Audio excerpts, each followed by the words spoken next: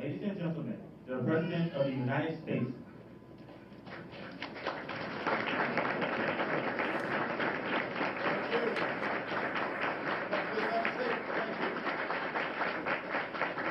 Well, it's wonderful to see you, especially you. Oh, man, I know. Having to listen to a speech. Yes. Anyway, good morning, everybody. It is wonderful to see you. Lately, we've been talking about the fundamental choice that we face as a country. We can settle for an economy where a shrinking number of people do very, very well and everybody else is struggling to get by. Or we can build an economy where we're rewarding hard work and responsibility. An economy where everybody has a fair shot and everybody's doing their fair share and everybody's playing by the same set of rules. The people who've joined me here today are extremely successful. They've created jobs and opportunity for thousands of Americans. They're rightly proud of their success. They love the country that made their success possible. And most importantly, they want to make sure that the next generation, people coming up behind them, have the same opportunities that they had. They understand, though, that for some time now, when compared to the middle class, they haven't been asked to do their fair share.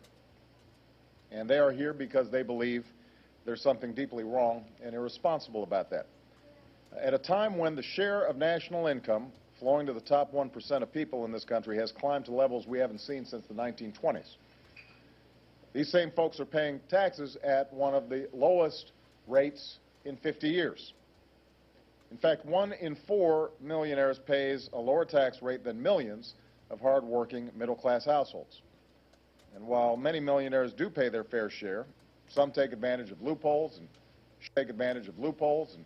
shelters that let them get away with paying no income taxes whatsoever. That's all perfectly legal under the system that we currently have.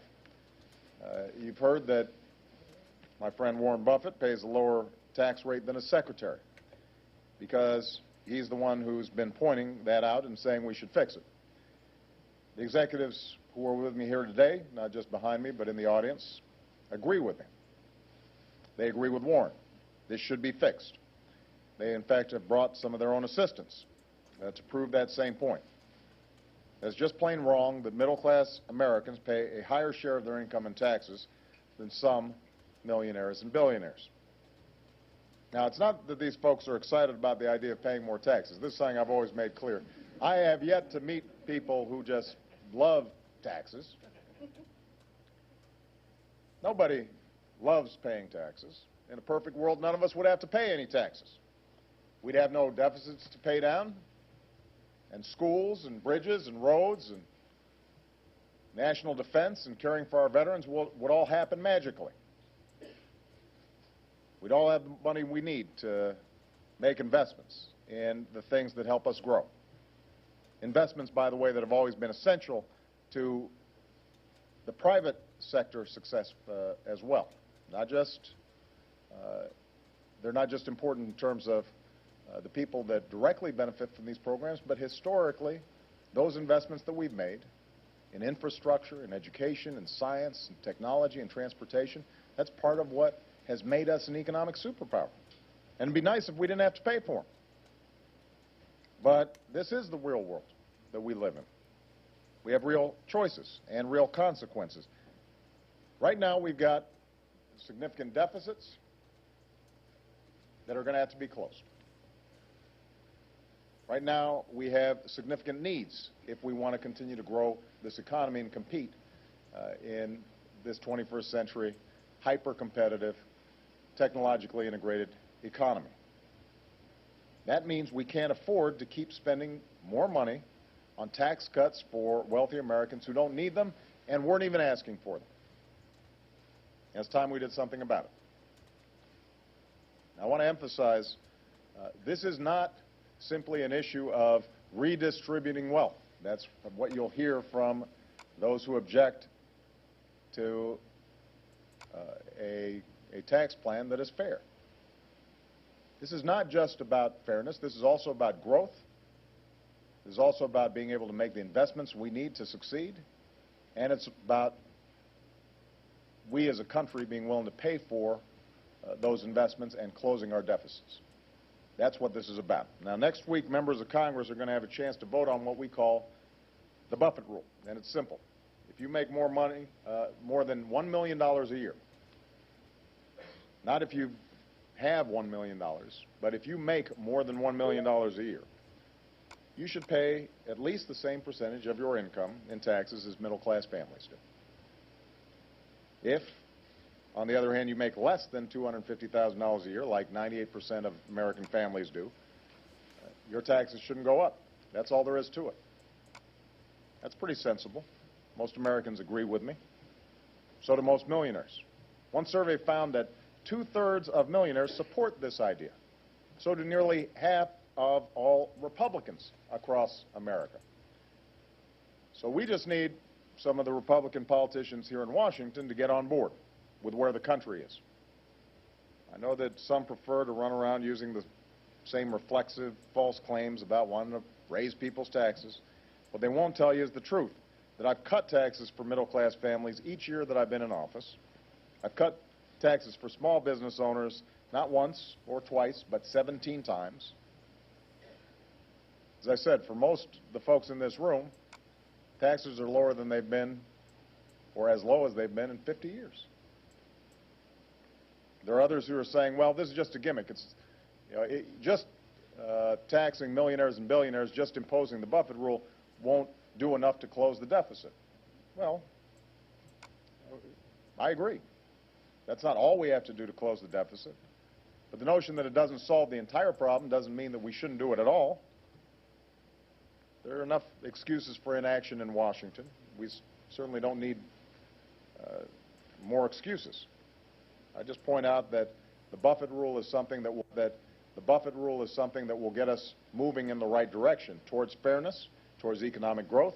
It'll help us close our deficit, and it's a lot more specific than anything that the other side has proposed so far.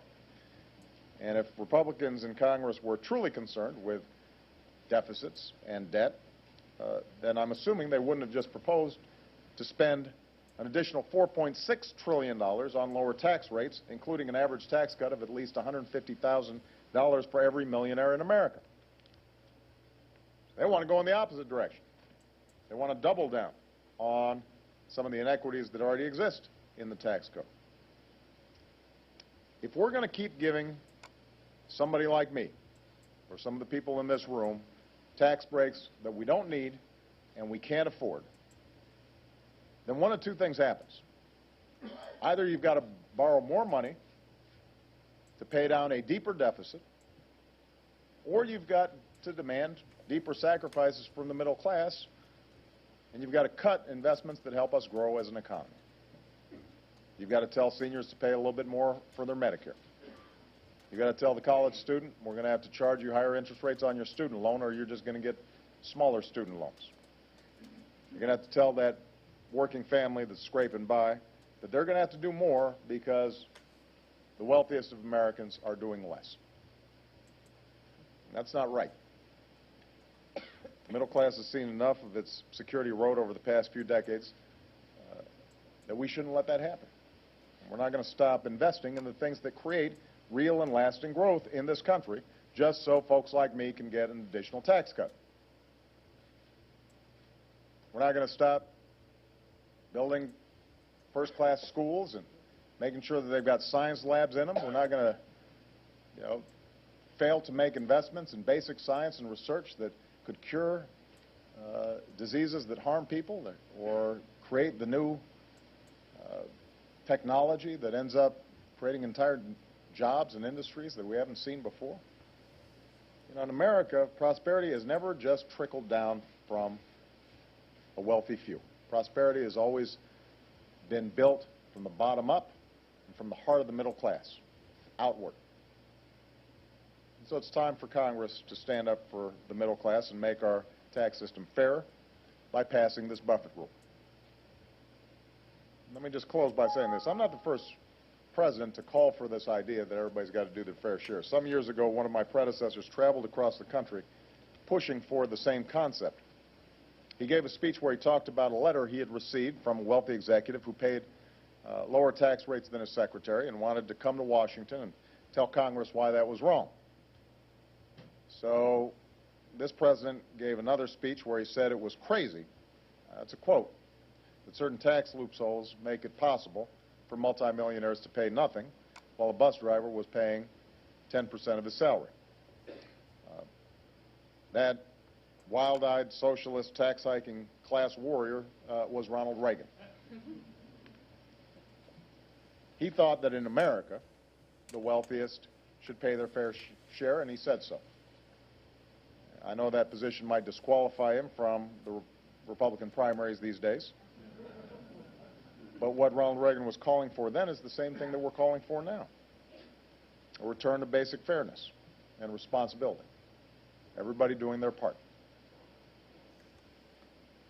And if it'll help convince folks in Congress to make the right choice, we could call it the Reagan Rule instead of the Buffett Rule. But the choice is clear. This vote is coming up.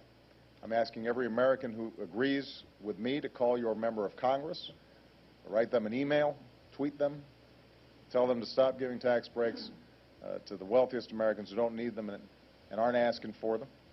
Tell them to start asking everybody to do their fair share and play by the same rules so that every American who's willing to work hard has a chance at similar success, so that we're making the investments that help this economy grow, so that we're able to bring down our deficits in a fair and balanced and sensible way. Tell them to pass the Buffett Rule. I'm going to keep on making this case across the country because I believe that this rule is consistent with those principles and those values that have helped make us